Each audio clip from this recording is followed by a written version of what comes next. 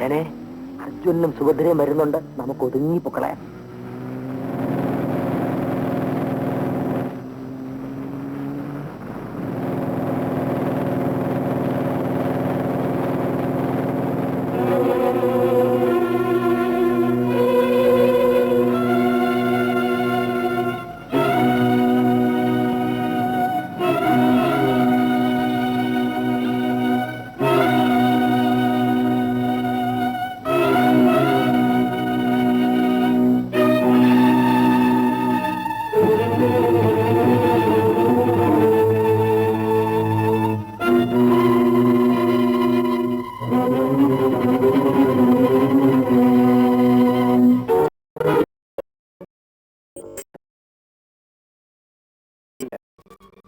പങ്കെടുക്കാൻ സാധിച്ചില്ല.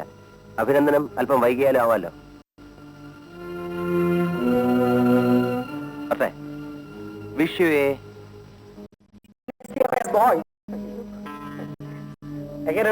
കലക്കി. ഏത് നാറിയാലും അറിഞ്ഞോടെ നിനക്ക് ഉത്തമെന്ന് പേരിട്ട്. എന്നാലും എന്റെ പെങ്ങളെ, എന്റെ ആശാനോട് ഇത് വേണ്ട.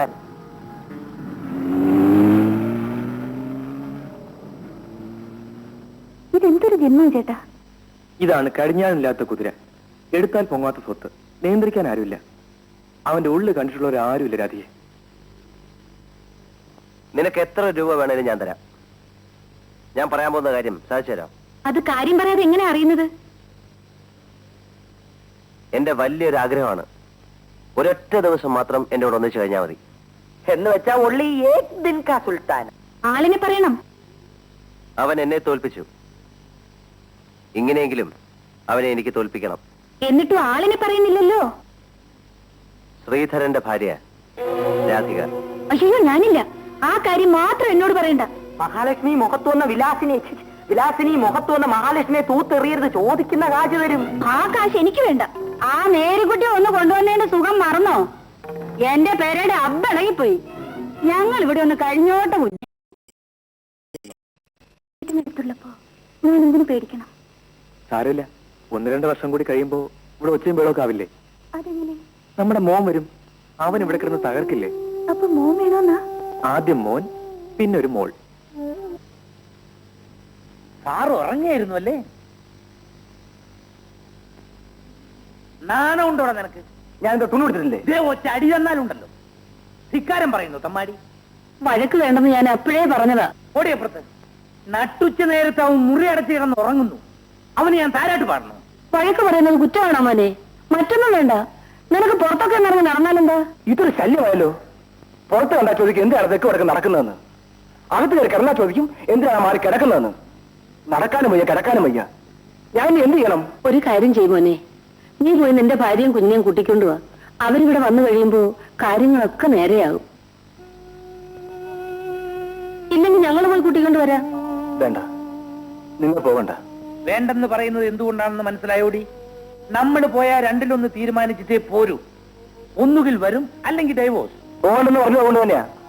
അവളിവിടെ വന്നാൽ അവൾക്കൊരു ബ്ലൗസ് വാങ്ങണമെങ്കിൽ പോലും ഞാൻ അച്ഛന്റെ മുമ്പിൽ കഴിഞ്ഞിട്ടണം. അപ്പൊ വീണ്ടും തുടങ്ങും വഴക്ക്. ആ നാളെക്കെങ്കിലും ഒഴിവാക്കാൻ അവൾ അവിടെ തന്നെ നിൽക്കല്ലേ അച്ഛൻ നല്ലത്. അപ്പൊ അവളെയും കുഞ്ഞിനെയും നീ കൊണ്ടുവരില്ല? കൊണ്ടുവരാനുള്ള സാഹചര്യം ഒത്തു കിട്ടിയാൽ കൊണ്ടുവരും. സാഹചര്യം എവിടുന്ന് വരും? അത് മാത്രം എനിക്കറിയില്ല.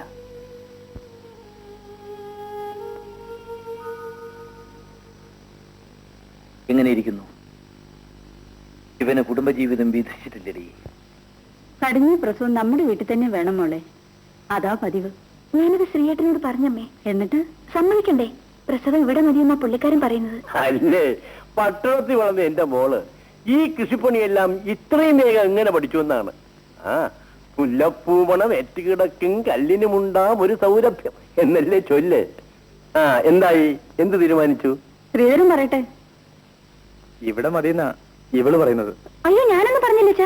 എന്നാ നമുക്ക് വീട്ടിലേക്ക് പോവാം.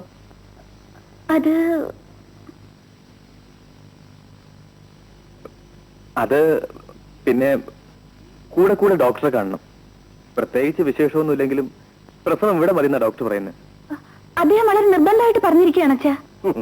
എന്തിനാ പാവം ഡാക്ടറുടെ പുറത്ത് പഴിയാതെന്ന്? നിങ്ങൾക്ക് വിരിഞ്ഞിരിക്കാൻ വിഷമാണെങ്കിൽ അതൊക്കെ പറഞ്ഞാ പോരെ. ഇത് നേരത്തെ അറിയിച്ചിരുന്നെങ്കിൽ ഞങ്ങൾ ഇവിടം വരെ വന്ന് ബുദ്ധിമുട്ടണമായിരുന്നോ? ശരി, ദിവസം എടുക്കുമ്പോ നമുക്ക് രണ്ടുപേർക്കും കൂടി ഇങ്ങോട്ട് പോരാ. എന്താ ഗോമതി? അതിന് നിങ്ങൾ എന്തിനാ? അത് ശരിയാ, ഞാനെന്തിനാ പൊന്നുരുക്കുന്നിടത്ത് പൂജയ്ക്ക് എന്ത് കാര്യം? അപ്പൊ പിന്നെ താമസിക്കുന്നതിന് നമുക്ക് പോകരുതോ? ആ മോളെ, ഒരു കാര്യം, ഇനി നീ ഇവന്റെ കൂടെ കാട് വെട്ടിക്കാനും വളം പിടിക്കാനും ഒന്നും പോയേക്കരുത്. ഇല്ല.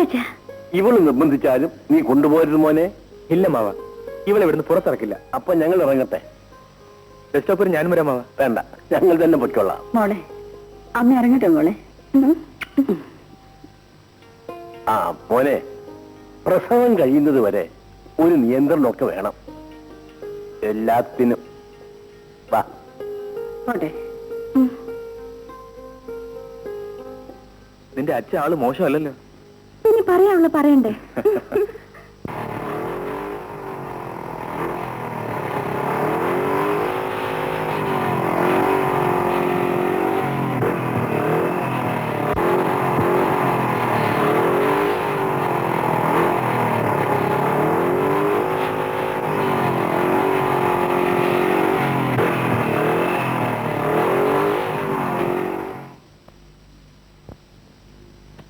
കൊച്ചമ്മേ, രാധിക കുഞ്ഞ് പ്രസവിച്ചു. 10-ാം തീയതി കഴിഞ്ഞ് കാണത്തോളാണല്ലോ ലേഡി ഡോക്ടർ പറഞ്ഞത്. എന്താ കുട്ടി? ആണാ? പിന്നെ രാധിക പ്രസവിച്ചു, ആൺകുട്ടിയാ.